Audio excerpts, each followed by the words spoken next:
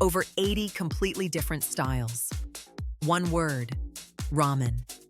In the city of Fukuoka, a bowl arrives in front of you, and the broth is the color of milk, thick and cloudy white, with noodles so thin they cook in under a minute. Drive north to Sapporo, and the bowl in front of you is deep brown, glossy with fat and miso, built to keep you alive through a Hokkaido winter. Same word, same country. Two bowls that look like they come from different planets. So why does one Japanese dish split into more than 80 versions, divided not by restaurant, but by city? In this video, we're going to find out. Welcome to Japan Trend Quiz, where we explore the things about Japan that surprise even people who've lived there for years. Today, we're traveling the length of Japan, one bowl at a time. You'll learn why cold weather made one city's ramen fatty, why a region full of pig farms invented the creamiest broth on earth, and why ramen, the most Japanese dish imaginable, didn't come from Japan at all. And stick around, because near the end, I'll ask you a question about ramen's history that only about 1 in 10 people gets right. Here's the first thing that throws people. Ramen feels ancient, like something Japan has made for 1,000 years, like sushi or tea. It hasn't. Ramen is younger than the light bulb.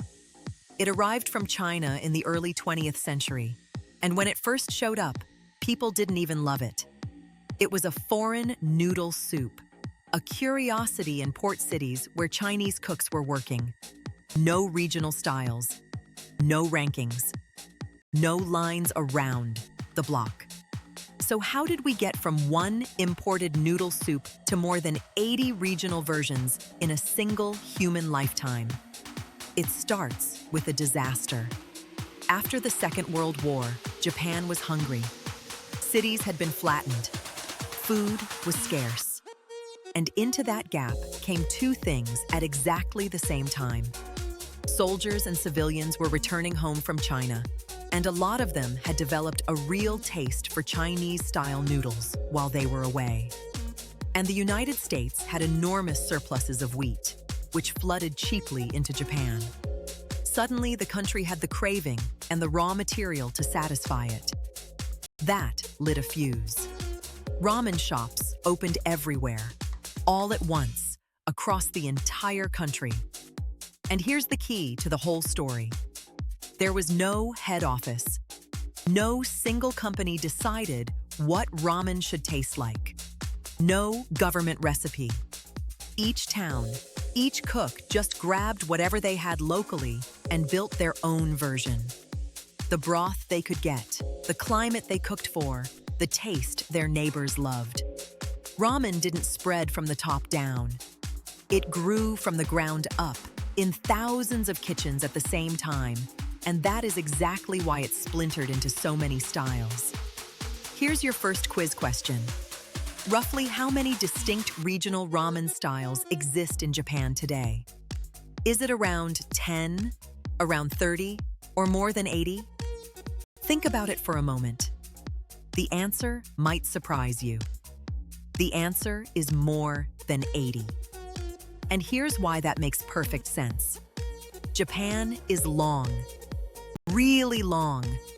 It stretches across a huge range of climates, from the snowy north to the subtropical south. And for most of its history, the regions stayed separate, each with its own local ingredients and strong food identity. So when ramen exploded all at once, it didn't land in one culture. It landed in dozens of them, and each one poured its own personality into the bowl. Those 80-plus styles are served across more than 10,000 shops, which is why you could eat ramen every day in Japan and never have the same bowl twice. Now, before we travel, you need the building blocks, because once you know these, you can read any bowl like a map. There are 4 foundations. Shoyu, which is soy sauce, gives you a clear, light brown broth, and it's the oldest. Shio means salt, the lightest and most delicate. Miso, fermented soybean paste, is thick, rich, and a little sweet. And tonkotsu is pork bone, simmered for so many hours that the broth turns white and cloudy, almost creamy. Shoyu, shio, miso, tonkotsu. Hold those four in your head, because every bowl we look at is some combination of them. Here's your second quiz question. Which region's cold climate led locals to load their ramen with rich miso and lard to stay warm? Is it the southern island of Kyushu, the central city of Kyoto, or the northern island of Hokkaido? Think about it. One of these is freezing for months of the year. The answer is Hokkaido, and its capital, Sapporo. This is where the whole idea clicks into place. Sapporo is in the far north, and the winters there are long and brutal, with heavy snow for months, so people built their ramen for the cold. They reached for miso, that thick fermented paste, and added lard, animal fat, to make the broth richer and trap the heat. A bowl of Sapporo miso ramen forms a thin layer of fat on the surface that keeps the soup steaming hot to the last mouthful, even outdoors in the snow. The weather literally designed the dish. And that single idea, that the soup tells you where you are, repeats in every city we visit. So let's go all the way to the other end of the country, to the most famous style of them all. Down in the south, on the island of Kyushu, sits Fukuoka and its Hakata district. This is the home of tonkotsu, that milky white pork bone broth, and it's probably the bowl most people outside Japan picture when they hear the word ramen. You get there by boiling pork bones hard for hours until the marrow and collagen break down and turn the soup opaque. The noodles are ultra-thin and stick straight, cooking in seconds. But why did the creamiest pork broth in Japan come from this exact place? It wasn't an accident. Kyushu had a lot of pig farming, so pork bones were cheap and plentiful, the kind of ingredient a working cook could use generously. Once again, the local ingredient shaped the local style. Cold north, fatty miso. Pig country, creamy pork. The map is doing the cooking. And the noodles tell their own story. In Hakata, the thin noodles cook so fast and soften so quickly in that hot broth that diners came up with a famous solution. You can order a refill of just the noodles, dropped into the broth you've still got, so your second helping is fresh and firm. Stay with me, because what I'm about to tell you next is the part that most people find hardest to believe. We've seen the big, famous styles, but the real proof that geography built ramen isn't in the famous bowls. It's in the small towns most tourists never hear about, where a single bowl can tell you the entire economic history of a place. Here's your third quiz question. In one Japanese ramen town, cooks built their broth out of the leftover pork bones from the local factories that surrounded them. What were those factories making? Were they making ham, making cars, or making paper? Think about what would leave a lot of pork bones lying around. The answer is ham. This is Tokushima, on the island of Shikoku. The town had a lot of ham factories, and ham factories produce a lot of leftover pork bones. So local cooks did the resourceful thing. They took those bones, made a broth, hid it with strong aged soy sauce, and built a regional ramen out of what their own industry threw away.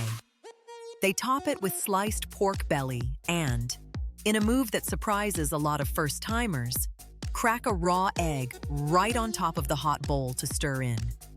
Tokushima ramen even comes graded by strength in black, yellow, or white versions. One bowl, and you've read the town's factories, its farming, and its taste all at once. There's a beautiful one on the coast, too. Onomichi is a seaside town facing Japan's inland sea, so of course its ramen tastes of the sea. Cooks build the broth from small dried fish, backed up with chicken, then float a thick layer of pork back fat on top. So you get this gorgeous contrast in one bowl. Light, clean, briny stock from the sea, and rich, heavy fat from the land, sitting right on top of each other. It's a fishing town you can drink. And sometimes a bowl sits right on the border between two food cultures. Take Wakayama. Western Japan loves pork bone broth. Eastern Japan loves soy sauce.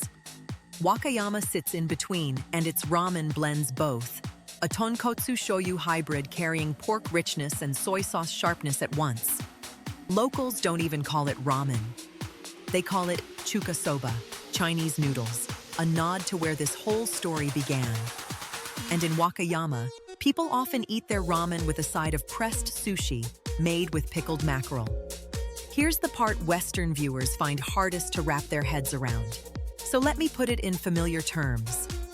Imagine if pizza in one American city was a thin, clear soup, pizza in the next was a creamy white stew, and the city after served pizza with a raw egg on top.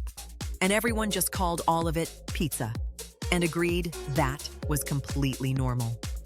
That's ramen in Japan. The word stays the same. What lands in front of you changes every couple of hours of driving. Here's your fourth quiz question, and this one trips up almost everyone. Ramen is the food people think of as the most Japanese thing on earth. But it did not originally come from Japan. Which country did it actually come from? Was it Korea, China, or Italy? Think back to those early port city noodle shops. The answer is China. Ramen came from China in the early 20th century, and Japan then spent the next 100 years adapting it and breaking it into all these regional styles until it became something unmistakably Japanese. That's the deeper truth here. Japan didn't invent ramen. Japan did something arguably harder. It took a borrowed dish and rebuilt it 80 different ways until the borrowing was invisible and the result belonged completely to Japan. There's one more chapter, and it might be the most important bowl of all, even though it's never served in a shop. Go back to 1958. Japan is still rebuilding, food is still tight, and a man named Momofuku Ando is trying to solve a simple problem. People are hungry. Wheat is cheap and abundant thanks to those post-war surpluses, and he wants a warm meal anyone can make anywhere, instantly. What he creates, in 1958, is the first instant ramen. Chicken ramen, from a company called Nissin. Dried noodles in a block, ready in minutes with nothing but hot water. And that invention goes on to feed the entire planet, becoming one of the most widely eaten foods in human history, in almost every country on Earth. So here's your fifth and final quiz question, the one only about 1 in 10 people gets right. We know ramen came from China, but the instant ramen that conquered the world, the dried block in the packet, was invented in a specific year by a specific person. Who invented instant ramen, and what cheap, abundant crop made it possible? Think back to how this whole boom started. The answer is Momofuku Ando, founder of Nissin, in 1958, and the crop was wheat, the cheap surplus wheat that flooded into post-war Japan. The same wheat that fueled the explosion of fresh ramen shops also made the instant version possible. It's all one story. A hungry country, a flood of cheap wheat, a borrowed Chinese dish, and 1,000 cooks improvising at once. That's the recipe that gave the world more than 80 regional ramen styles and the instant noodle in your cupboard. So let's bring it home. 3 things to take away. First, ramen isn't ancient and it isn't originally Japanese. It came from China about a century ago and exploded after the war, fueled by cheap American wheat. Second, there are more than 80 regional styles because ramen grew from the ground up in thousands of separate kitchens, so every region poured in its own climate and ingredients. Cold Hokkaido gave us fatty miso, pig farming Kyushu gave us creamy tonkotsu, and a ham town gave us a broth made from leftovers.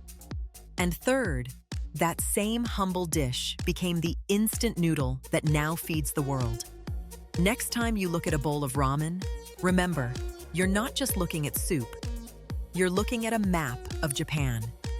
If you enjoyed this, hit subscribe. We post new Japan discoveries every week. Next week, we're looking at why Japan has thousands of vending machines selling things you'd never expect. And I promise it's even stranger than this. Thanks for watching Japan Trend Quiz. I'll see you in the next one.